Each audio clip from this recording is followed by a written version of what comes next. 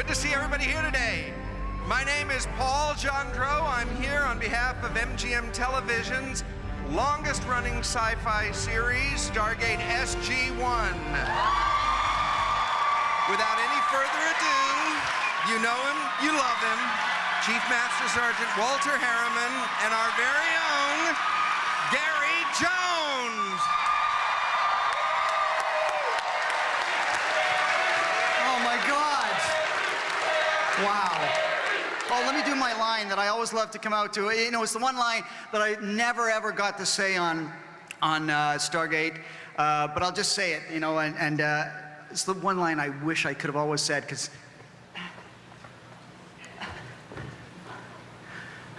I don't know, sir. I could have sworn Teal'c was right behind me.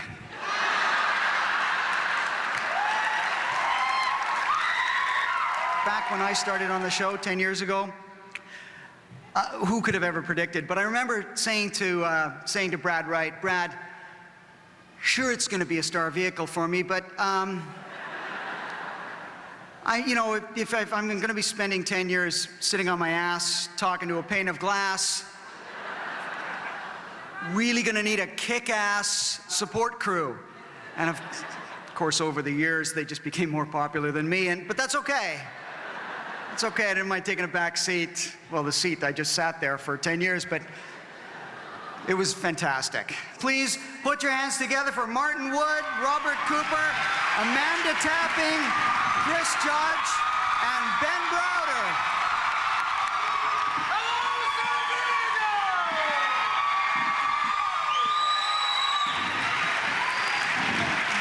Chilling with 4,000 of our closest friends. It's nice.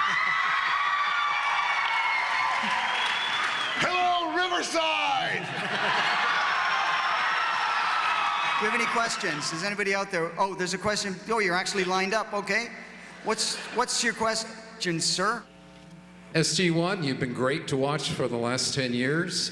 Sorry to see you go. Question for the producers. We're not gone. We're not gone. You're okay, not we're gone. not gone. No, we're not gone. Okay. I stand corrected. Okay, please rephrase the question.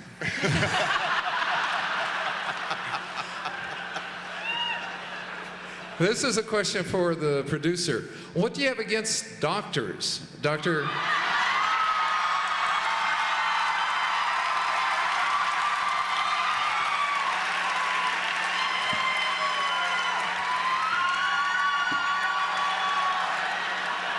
You see, unfortunately, the problem with doctors is when they get mortally wounded, there's no one to save them.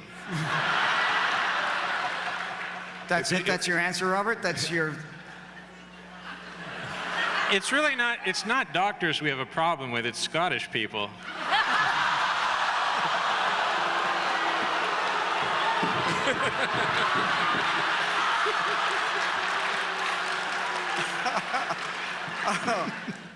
What's the next question? Is it okay to ask about Continuum? Absolutely. Sure. Okay, because I'm pretty stoked about that. I can tell by the tone of your voice. Any more stoked, you're going to explode. I certainly am. But first I wanted to praise the show for its depiction of strong, autonomous, and frequently outspoken women characters. Thank you. Thank you.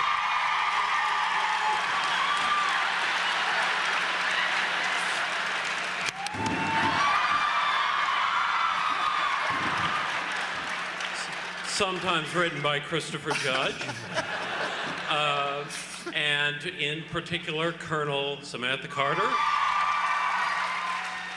and Dr. Janet Fraser. So, since Continuum involves time travel, I was curious as to whether we will see Dr. Fraser, and if you can't answer that, then perhaps Ms. Tapping or Mr. Wood or Mr. Judge would be willing to share a favorite memory of working with Terrell Rothery. Terrell has the best giggle ever in the history of giggles, and she will spontaneously burst into laughter. When we started to lose it on set, you know, Christopher would usually do something funny, and we'd all start to laugh. Tara would do this laugh where she'd snort and laugh at the same time. Yeah, I miss that. At 6 in the morning. Yeah. As far as whether you're going to see her in Continuum, Continuum's time travel is maybe not what you're expecting. I can tell you this much. There is a street scene with Daniel Jackson walking down the street, and you will see Janet Fraser's parents. I'm kidding. That's all I can tell you. Mr. and Mrs. Fraser?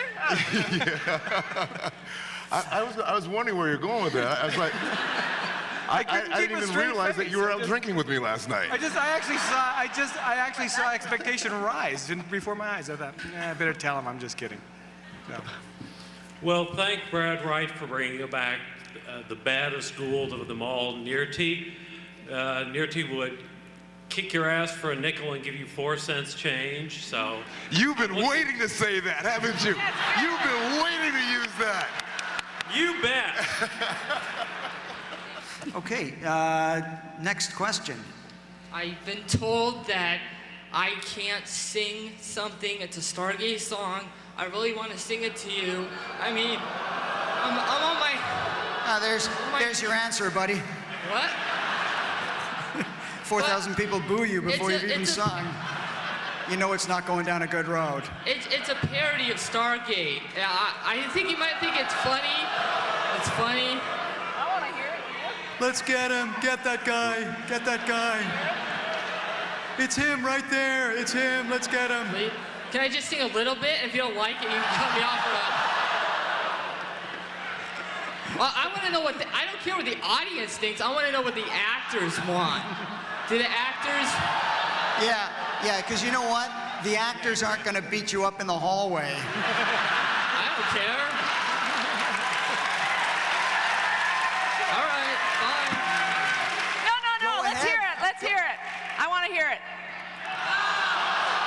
Just a little bit. Go ahead, Captain Deathwish. Have you guys all heard it or something? Thank you. Is this bad? Thank you, this means a lot to me. Okay, good. Somebody once told me there's a big ring in the desert. I think they found in Cairo, Egypt.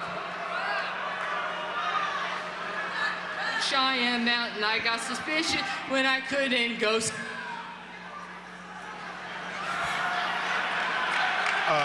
Come on, keep going.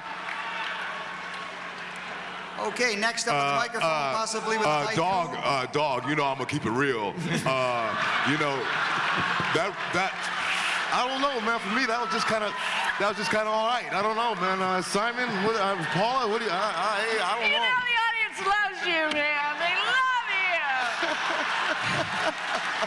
Simon, what do you think? That was the worst thing I've ever heard.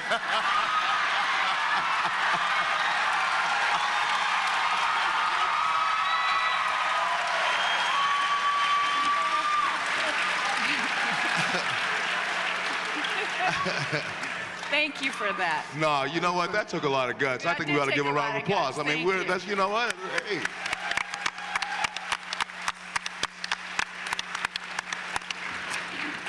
I believe somebody's next to the microphone with a haiku. I know that the TV series has had military support in it, and that your upcoming movie also has some military filming support and consulting.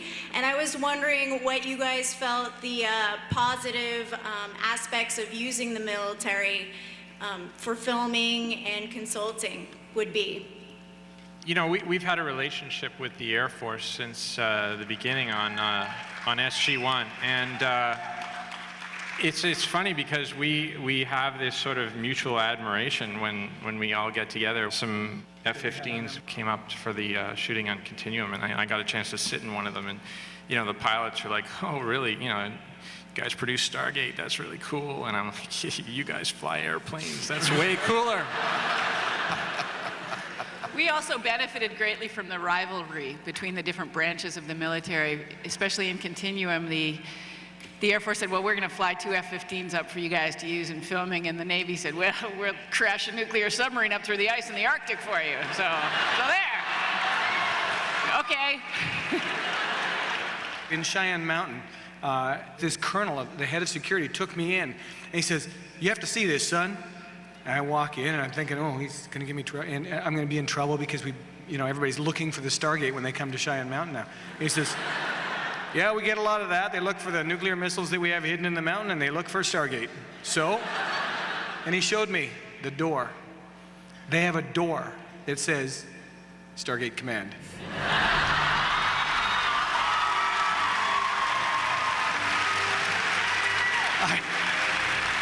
I asked him, I said, what's behind the door? Because the glass is all smoked and there's this big, heavy digital lock on it.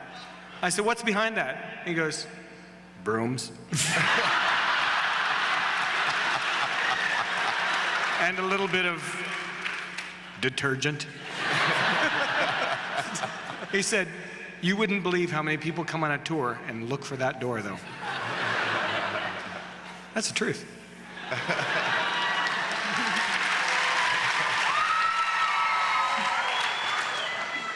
For me, like, I play, what's considered to be a secondary character, and I often think, well, tertiary character. Not in my mind, but, We call it tertiary character, Gary.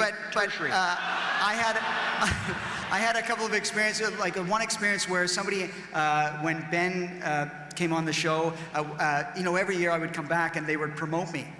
I would get all these promotions, like I went from sergeant to technical sergeant to master sergeant to chief man, and I was like, how come I'm getting these promotions? They're like, I don't know, you just are, And I just got more ribbons or what. I didn't know what any of them meant, typing under duress or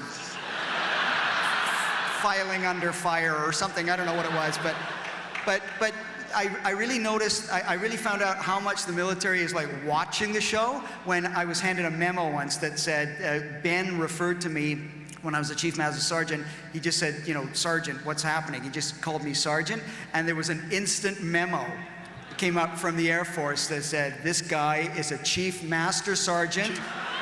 Please refer to him in the, give him the respect that his rank affords. It's true. There was another good story about we put out a script called Foothold, and it was about some aliens getting hold of the base and then getting out of the base, and that situation gets out of control. And when we put that script out, the military advisor said, yeah, that would never happen. And we said, whoa, you mean the aliens would never get out of the base where there's a Stargate? Yes, that's correct. That would never happen. We would not allow that to happen. I believed them, too. Another question. Hi. My question is for those who went to the Arctic. Can you tell us a little bit about your experience? And Chris, I know you didn't go because you have an aversion to bears. No, I have an aversion to being eaten by a bear.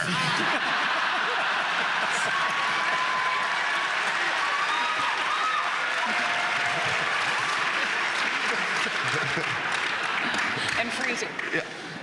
And I'm roughly seal colored, and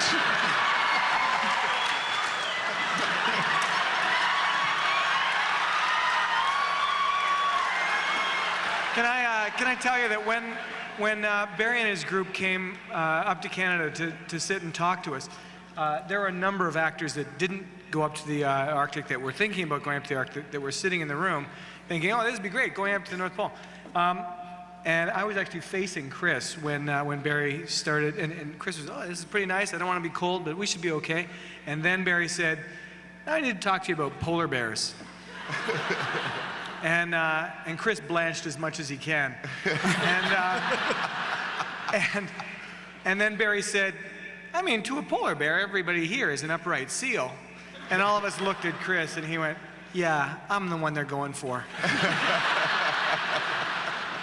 And then oddly enough, Chris's name was scratched off the list. I was sitting at the opposite end of the table from Chris, and I kept looking down at him, and at first he's like, yeah. And then at one point he looked at me and went, I'm not going. Barry said, you know, you have a frostbite, buddy. You got to watch each other for frostbite. And Chris was like, it's very cute. I'm not going. When we landed, it was minus 39, and it got as cold as minus 58 when we were up there.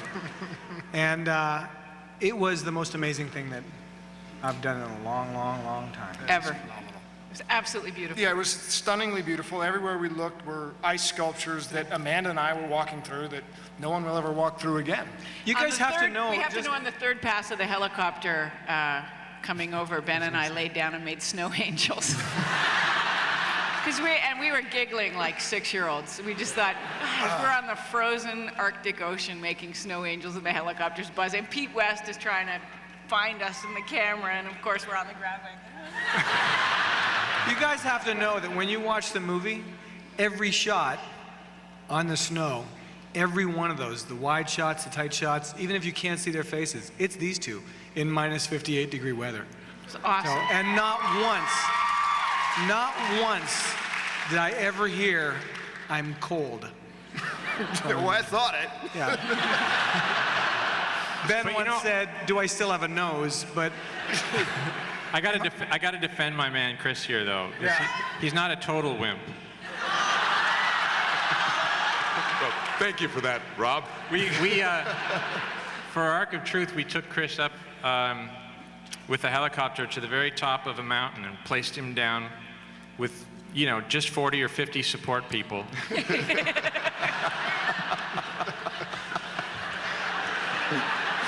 And no, I was actually, we had one mountain expert that was with him, and he was on the top of a very thin ridge, and we shot him with another helicopter and got extremely close to him a couple times. He was a real trooper. It was pretty amazing.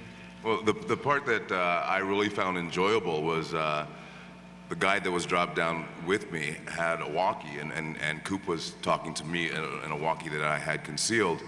And at one point, it came over the walkie, Coop said, walk closer to the edge. And I just looked up and went, no! So we tried to blow him closer to the edge with the helicopter. But truly, in my mind, I was truly thinking of you guys in the Arctic. And I thought, if I don't stay up here, I will never hear the end of this. We have time for one more question. Let's make it an excellent one. Can we expect Daniel Jackson to die in these movies once again?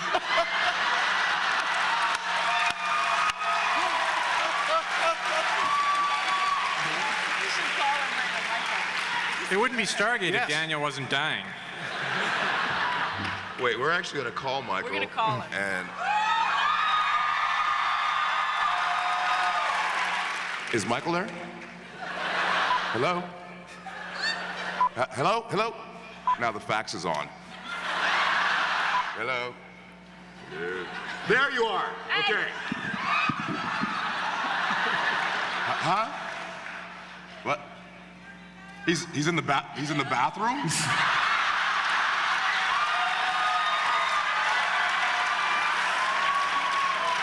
I think we can end it right there, folks.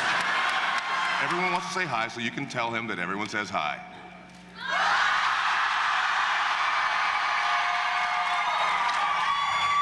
Okay, look, I'll call you later. Look, love you, and I hope everything comes out well for Michael. Okay.